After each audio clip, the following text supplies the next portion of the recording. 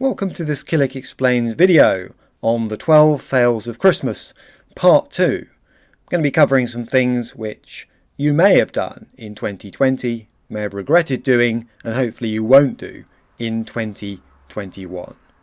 So a little bit of background. Some of you will have tuned into part 1, and apologies for the fact that both parts are not in the usual studio. Let's hope we can correct that in the new year.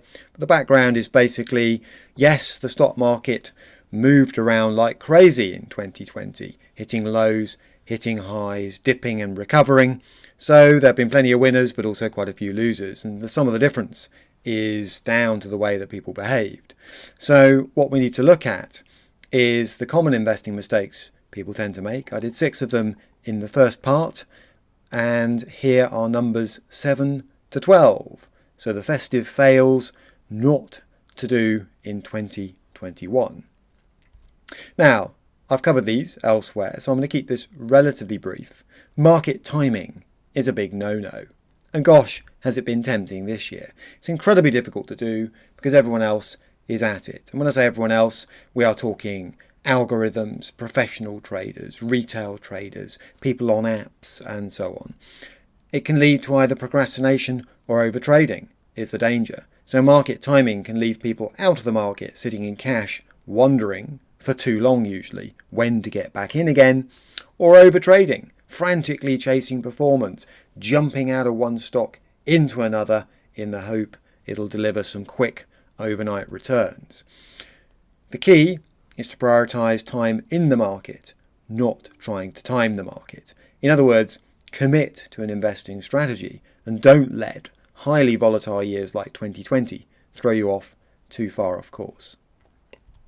Number 2, or number 8 in part 2, confusing price and value.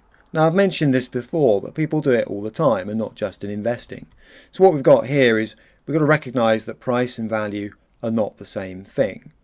A share can be cheap, as indeed can anything else, but not worth buying, or expensive, but still worth snapping up. And cheap and expensive can be measured a number of ways, but perhaps in PE ratio terms.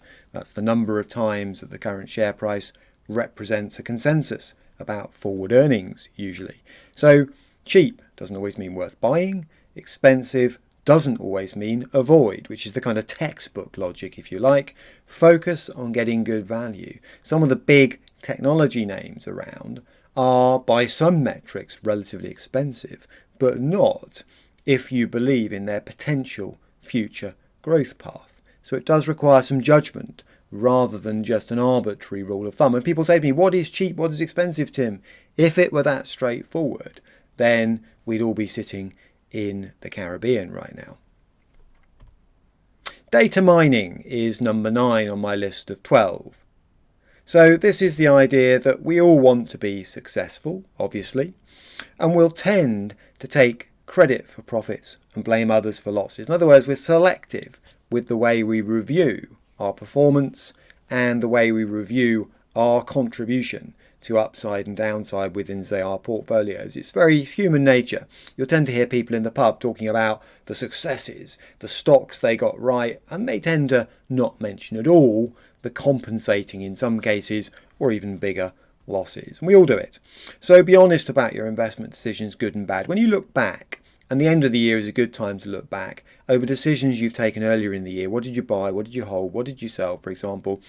Think about what was I thinking at the time and how did that thinking subsequently pan out? Did I rely on a degree of luck to make money, or was it actually sound judgment? And yes, why did I lose money is important too. But I tend to find people sometimes focus on losses and try to look for excuses, and they are quick to take credit for profits when perhaps there was a little bit of luck in there too. Number 10, fidgeting. Now, Ronald Reagan summed this up nicely with his famous phrase, "Don't do something, just stand there," to one of his aides at the time. If you have a good position, run it. In other words, there's no problem running winners. Sometimes companies get themselves into a position where they've got a decent growth runway. So don't be too arbitrary. Don't necessarily have a rule that says, well, when I make 25%, I automatically sell and recycle my profits. It is a system of sorts, but it's a fairly crude one. And sometimes doing nothing is the correct choice. Don't be persuaded into moving money around for no good reason. If you have a strategy, you have a portfolio you're comfortable with, and it's delivering the right level of returns without being too greedy, then run with it. 11 is over-complicating. Now, this is a rule of thumb for life as well as investing. So basically the KISS rule, keep it simple if in doubt. And that manifests a number of ways. You don't necessarily need hundreds of stocks in your portfolio to achieve diversification, for example. And if you don't understand something, don't buy it. At least get a sensible explanation from somebody else. Marketing literature will persuade you into all kinds of things you may not understand.